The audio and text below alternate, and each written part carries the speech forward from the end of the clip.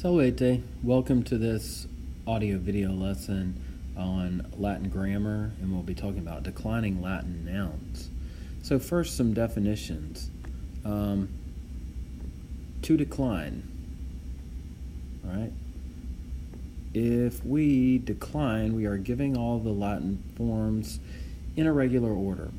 So declining Latin nouns is about putting them together. When we put them together into a set or a chart, we call that a declension. So declension is a set or a chart of all of the forms of a noun. We can also speak of first declension, second declension, third declension, and each of those would be a set of a kind of nouns that followed a certain pattern. So we'll be dealing with the introductions of declining, the first declension, and the second declension. The second declension actually goes into two parts. There's the masculine, which we'll deal with the most common masculine type, and then the neuter, and we will take a look at the neuter variation on second declension too. So starting with first declension nouns. First declension nouns in Latin are mostly feminine. The exceptions to that would be words like, for example, agricola or poeta. Poeta is P-O-E with a long mark, T-A. So a word like that, agricola means farmer, poeta means poet. Those words, even though they look like they might be feminine because of the A ending on the end, are in fact usually masculine because they refer to guys most of the time in Latin. That is, most farmers and poets are guys in the ancient Roman world. So, again, most of these type of words that are going to end in a short A in the singular nominative form, another way to think of it as the singular subject form of the noun in a sentence, those words are going to be mostly feminine. Now, I've given you an example here, aqua, aquae, feminine. Now, this word, you might be able to guess, even if you've never seen it, means water. Okay? Of course, we get aquatic and aquarium and so on from this.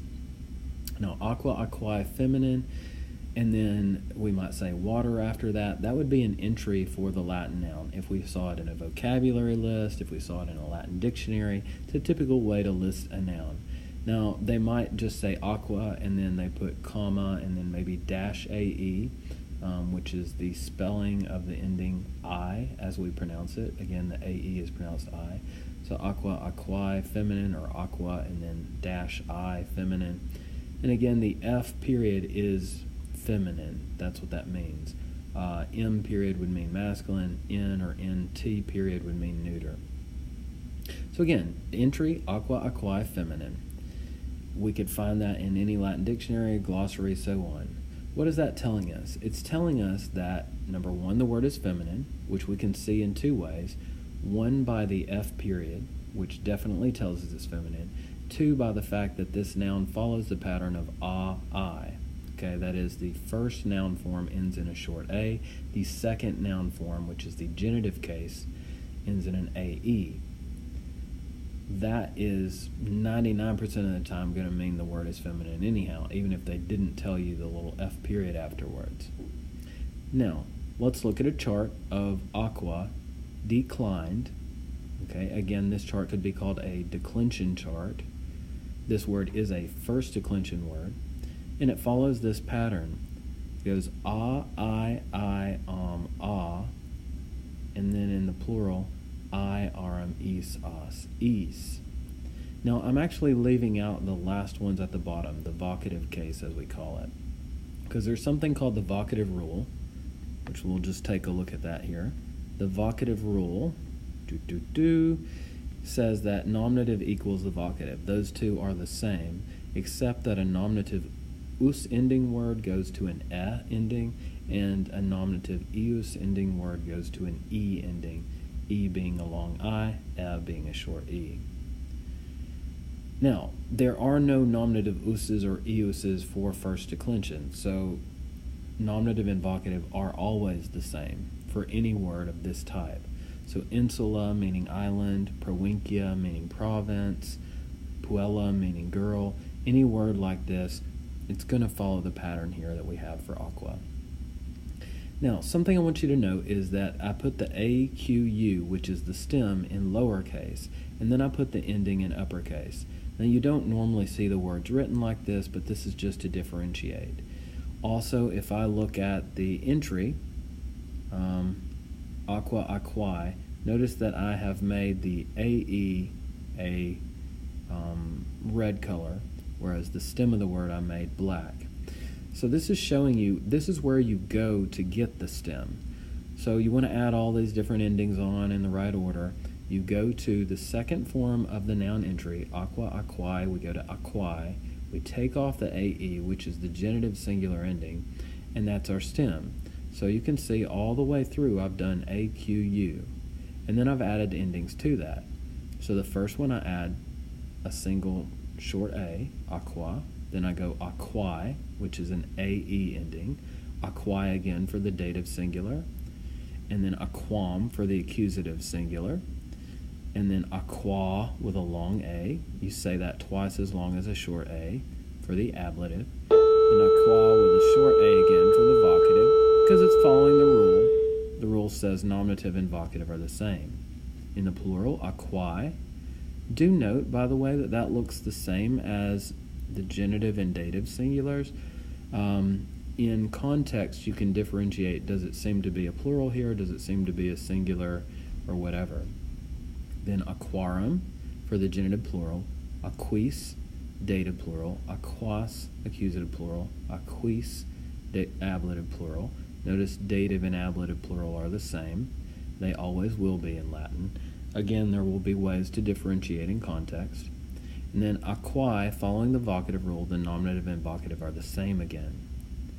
Now, just to remind us, why are we doing this? Because in English, we just have, let's take the word child. Child is a regular singular form in English, and then children is the regular plural. We then could add a second singular and a second plural form by saying childs with an apostrophe S, which would be a possessive form, and we could say children's with an apostrophe S, which would be a plural possessive form, right?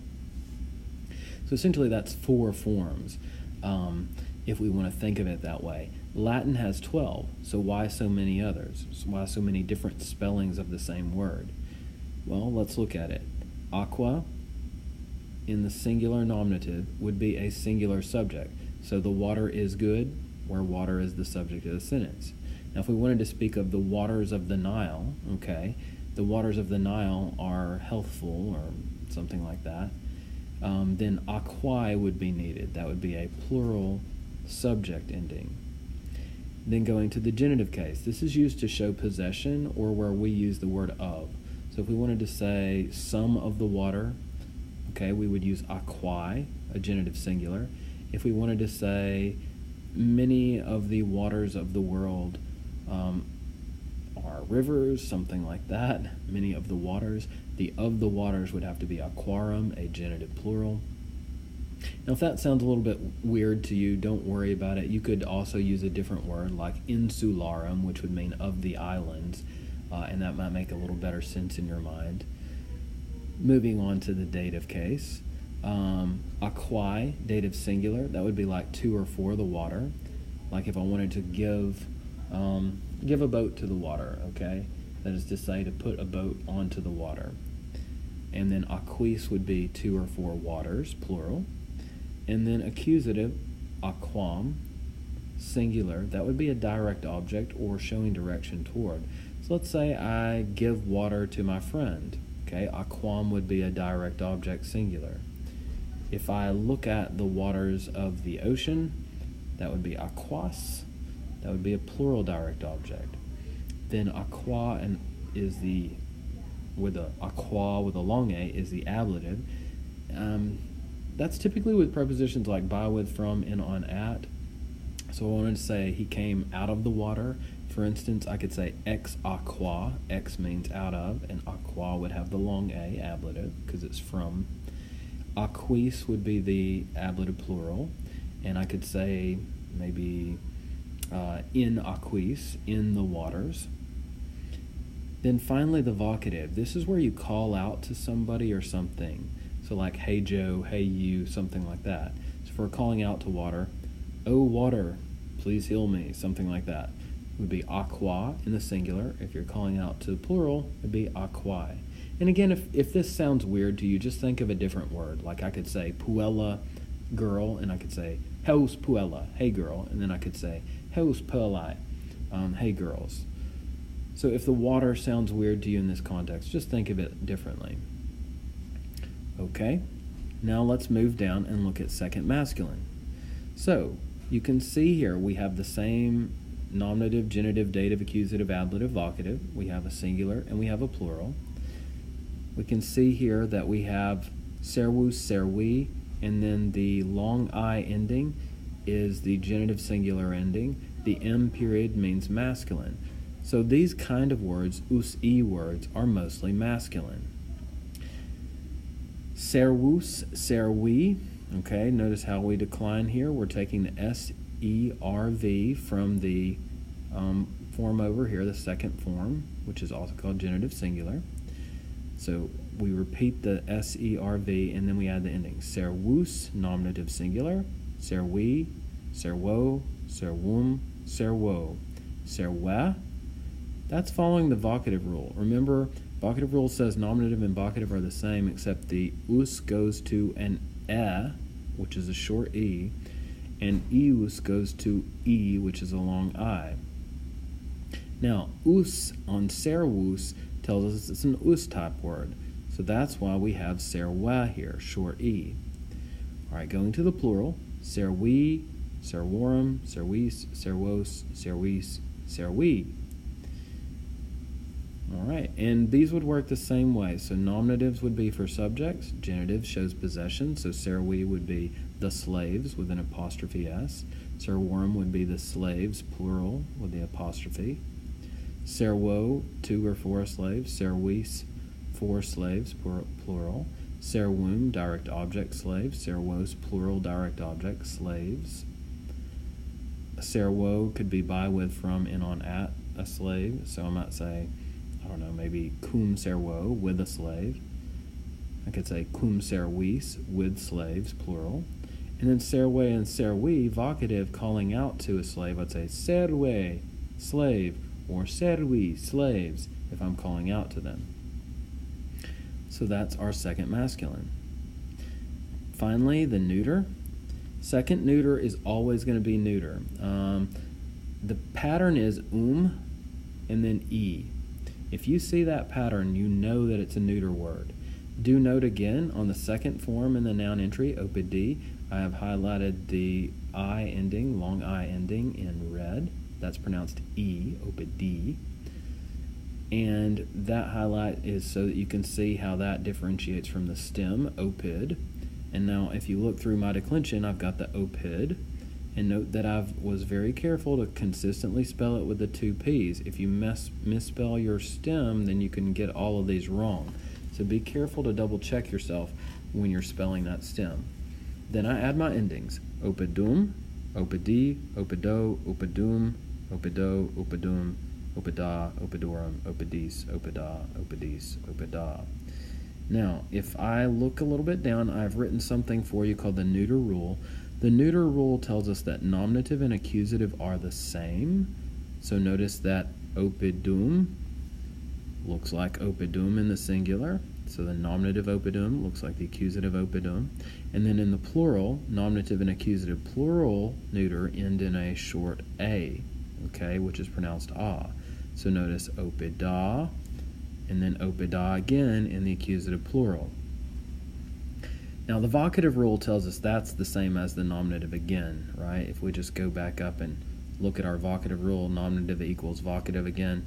So just note that, and that's all you need to know there. So hopefully this is making some sense to you. Just one more note on the genders, feminine, masculine, neuter. If it's a person, usually it follows the gender you expect. You know, girls and women tend to be feminine, guys tend to be masculine. But if you're dealing with a thing, like say an island, that could be feminine. Insula is a feminine word. A river, fluvius, is masculine because the word fluvius just happens to be masculine. And let's see, the word for rock is saxum, so that's a neuter word. So things could actually